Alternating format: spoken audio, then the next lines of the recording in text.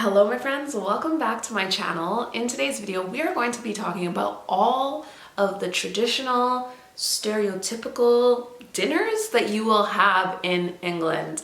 Now, if you are new here, hello, my name is Nicole. I'm Canadian and I moved over to England about 4 years ago.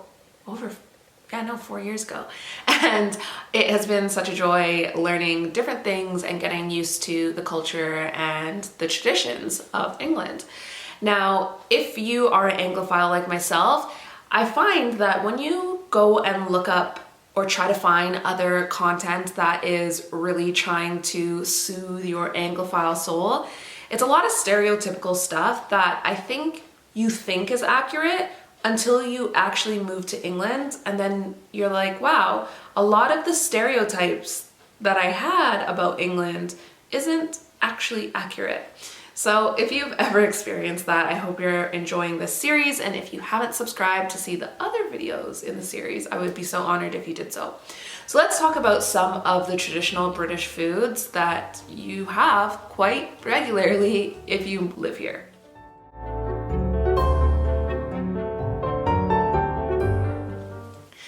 Okay, so the first one is going to go without saying, and I feel like this is the most stereotypical one on the menu, on the list, and that is fish and chips.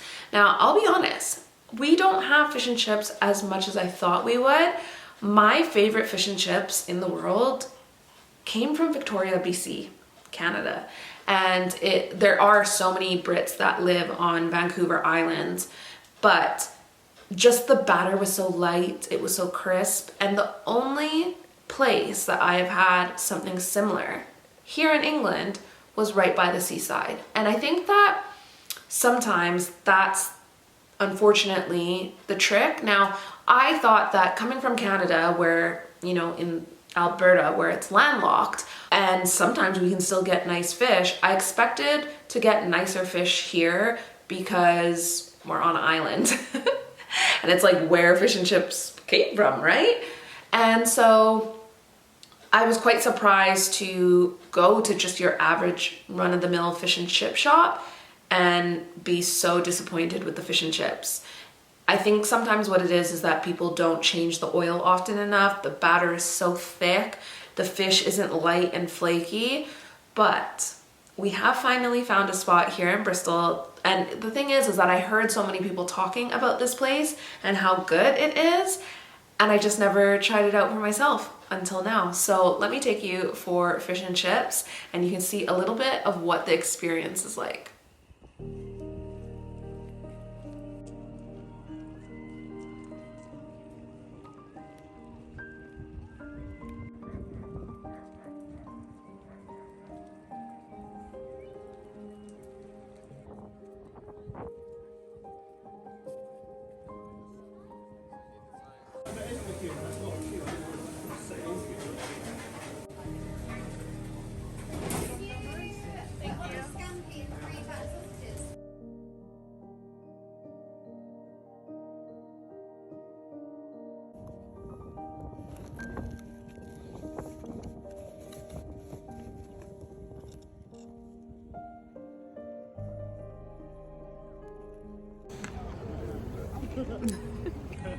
So Paul, what do you normally order with your fish and chips? Because I feel like you didn't go for your typical. Mushy peas. Uh-huh. Sometimes I get pickled egg if I feel fruity. Yeah. That's about it, isn't it? No. Also, battered sausage. So back at home in Canada, I would go for fish and chips with my dad. And there would always be like a little bit of mushy peas, and it just came with the meal. And then there would be coleslaw. I haven't seen coleslaw here. Obviously that wasn't authentic then. But the battered sausage is something that we don't do at home at all. And I've tried it, can't get on board with it. It's way too oily. But, oh yeah, and then the other thing that they have with their fish and chips here is, instead of tartar sauce, curry sauce. It's nice, but I wouldn't have fish with it. Yeah, but you also see it there. Yeah. So you know people do it. Yeah. So you don't do it, but people do it. Yeah? I Yeah? don't think it's the dumb thing. I think it is frowned upon. By who? Me. So obviously Paul and I did not head down to the seaside just to go for fish and chips, but we did head to the Bristol Harbor, and that was, you know, just the experience that we needed to have our fish and chips. Now, the next thing that I want to talk to you about food-wise is a dish called bangers and mash. Now, I don't feel like this is something that people have a lot, but it is a stereotypical meal that you would have here. And I feel like no one calls it bangers and mash, if I'm really honest. But one of our favorite places to have this, or the only place that we've had this out, typically I make this at home, is a place called Clifton Sausage. And their sausages are divine. And hey, you might be vegetarian, you might be vegan. They even have the most insane vegetarian sausage there as well. So let me show you what a traditional bangers and mash meal looks like out at the Clifton Sausage.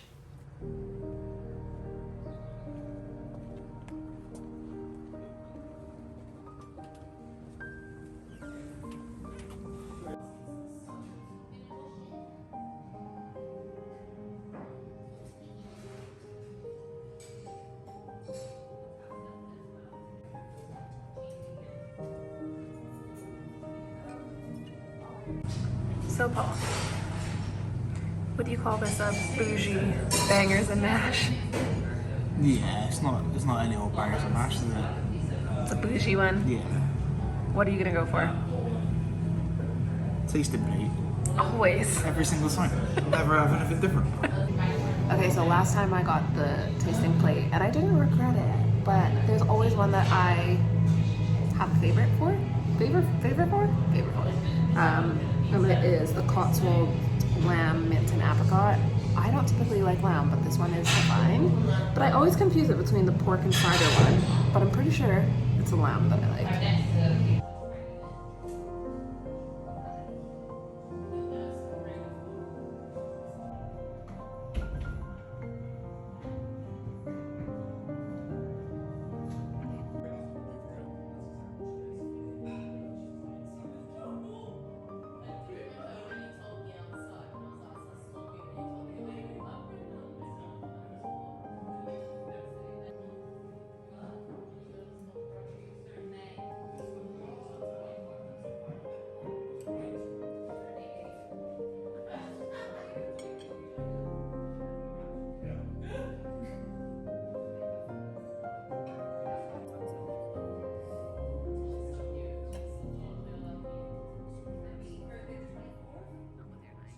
Okay, so let me read to you what bangers and mash officially is. And it says, bangers and mash, also known as sausages and mash, is a traditional British dish consisting of sausages served with mashed potatoes and consists of one of a variety of flavored sausages made of pork, lamb, or beef. The dish is usually served with onion gravy, but it may also include fried onions and peas. Now, one of the reasons why we liked the Clifton sausage so much is that each sausage has like something complimentary in it. So I believe mine, I got the lamb, and it was like lamb, mint, and apricot, I think. No, I just think it was lamb and mint, but I always go between the lamb and the mint, and then the pork and the apricot and the mustard in it, and it's just the tiniest, subtlest flavor. These sausages aren't greasy and gross, like they're beautiful. And then also they have mash there that has spring onions mixed into it. They call it champ, and it is so nice. I feel like they even had a cheesy mash at one point, but they didn't have it this last time. It's such a basic meal, but it's honestly so comforting and so nice. Now, the next dish I want to talk to you about is a roast. Now, a traditional roast, I've mentioned this in a previous video, but my ex-partner is from England, and I would make a roast every now and then, and I could tell that he wasn't like really into it like other things. I don't think he was really into me at the end of the day, but it's because I wasn't making it right. A traditional roast, and everybody does their roast a little bit different. If you're from North America, think of it this way, like, you know how everybody does their Thanksgiving dinner a little bit differently? It's the same thing with a roast. But I'm finding the roasts that are like the cream of the crop, it's like they do their potatoes, they do their roast potatoes in duck fat, and it will be crispy on the outside and then light and fluffy on the inside. And I think what they do with it is they boil the potatoes, they peel them, they boil them until they're like almost done. And then they take them out and like, I think they toss them in like maybe a flour, and then they put it into the oven and then they roast it in duck fat. And so it is really, really nice. And I will say, I wasn't in the love with a roast until this Christmas. This Christmas, we went over to Paul's best friend's house and they made a roast and it was insane. It was so good. And I was like, okay, I understand why people like love a roast. Now, Paul and I have gone for cheaper roasts, and then we've gone for more bougie roasts, like at gastropubs. And for me, I feel like they're nothing to write home about, but I also feel like a Brit would feel the same way about a Thanksgiving dinner. Like, I love a Thanksgiving dinner, but maybe for them they would be like, you know, it's just hit or miss. Now, let me tell you what is in a traditional roast. Okay, so it says, a Sunday roast is a traditional British meal that is typically served on a Sunday, consisting of roasted meat, roast potatoes, and accompaniments such as Yorkshire pudding, stuffing, gravy, and condiments such as applesauce, mint sauce, or red currant jelly. I've never seen someone have red currant jelly or mint sauce or applesauce. The Yorkshire puddings is always a consistent, but I was speaking with my husband's cousin and his auntie last week, and they were saying, like, Paul's cousin's husband is from up north, and they have their Yorkshire puddings with a little bit of sugar, and they have it, I think, before their meal. Like, it's not as a part of the meal. So as you can see, everybody does it a little bit differently. Now, at the moment of me filming this, Paul and we were supposed to go for a roast last week on Sunday, and Paul booked it, and he didn't book it at a time where they were serving roast still. So we got there and they were like, roast is done. So I'm filming this part first, but we have a roast dinner booked at, I think it's called the Toad in the Wall or something. So I will cut to that right after this, and then you can see what the roast experience was like.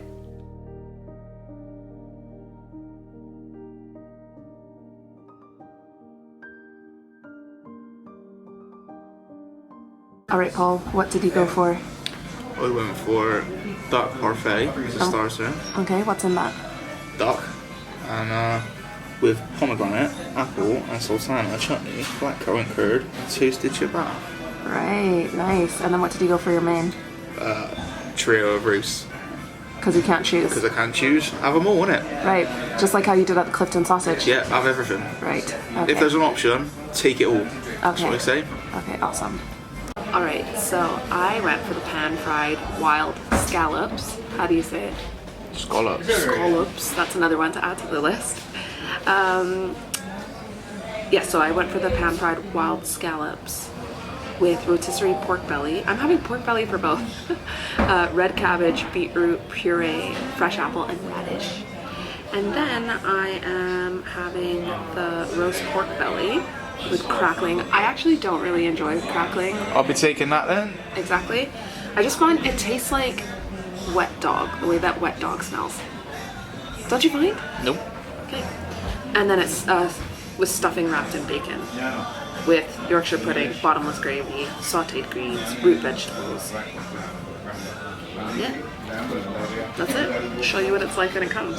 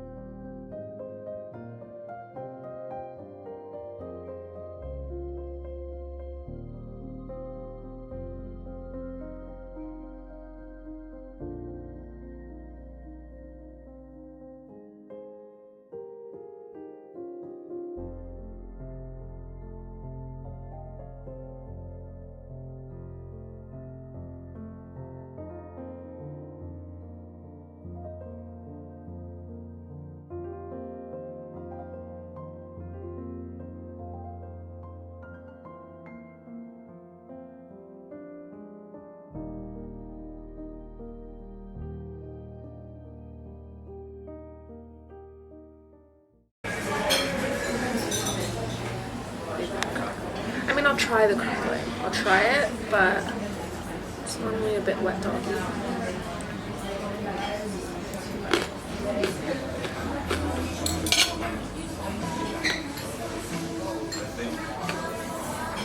Okay, I don't hate crackling. I just think, depending on how it's done, it tastes like wet dog. Let's dig in. How is your roast? That's what? Cool. Yeah? Yeah, Good. stuffed. But is there room for dessert? Always. I knew you were gonna say that. So, I feel like the one dessert that I didn't include in the traditional British desserts video was... Crumble. And what are you gonna go for today? Crumble. Okay. But, I mean, like, to be fair, it's a staple. I would have thought it would have been... But I feel like it's a staple around the world, not just here. Fair enough. So that's why I didn't include it. Fair enough. Okay. But by looking at this menu, there are so many on here that you would find at a lot of restaurants. Like, I'm gonna go for the rum baba. But do you think you would find the British cheese board anywhere else in the world? Well, I think not. it'd be not. just a cheese board. But I feel like every place we go to has a rum baba. Like, if it has an extended, like more than 5 desserts, it has the rum baba on it, and then it also will have the chocolate bomb, which is also on this one. Chocolate bombs are nice. It's a shame they didn't do a like trio of desserts. So I think I'll probably go for that. Yeah. So we're just around the corner from the Landauer and another pub called the Hole in the Wall in Bristol, and this is supposedly the place where Jim Hawkins meets Long John Silver in Treasure Island. And they changed the name of the pub to the Spyglass, but the inspiration behind it is supposed to be this pub.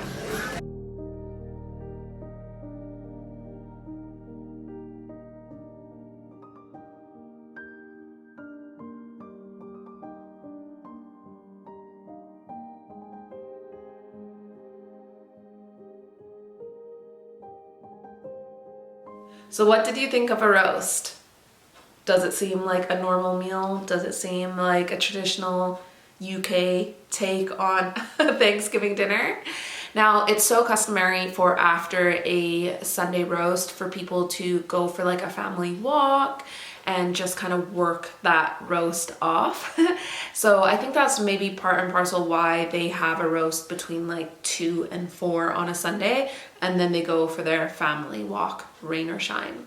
Now I'm gonna give you one last meal that didn't fully make the list, but it kind of unofficially makes a list, and that is a curry.